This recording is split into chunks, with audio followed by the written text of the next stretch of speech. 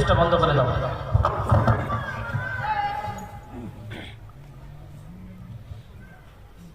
বিসমিল্লাহির রহমানির রহিম।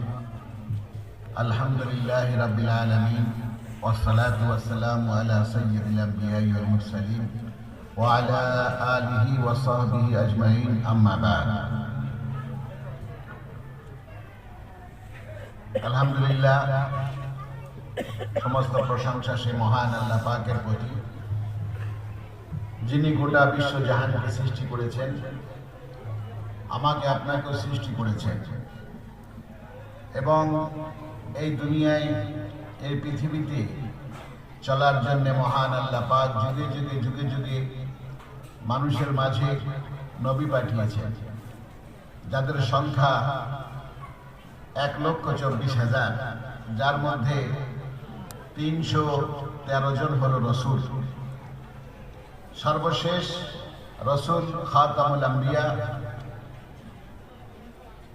আমাদের নবী, আপনার নবী, বিশ্ব নবী, সমগ্র সৃষ্টিকুলের নবী, আল্লাহ পাক রব্বুল আলামিন, আর তিনি হলেন রসুল রব্বিল আলামিন।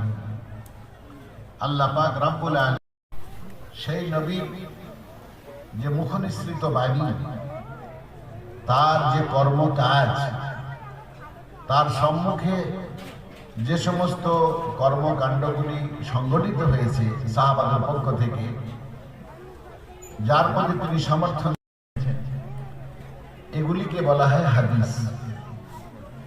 এগুলিকে বলা হয় হাদিস।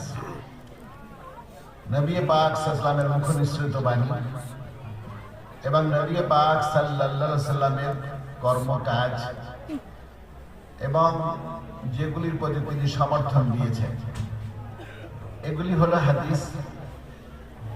সেই হাদিসের সম্ভার মুহাদ্দিস ইকরামগণ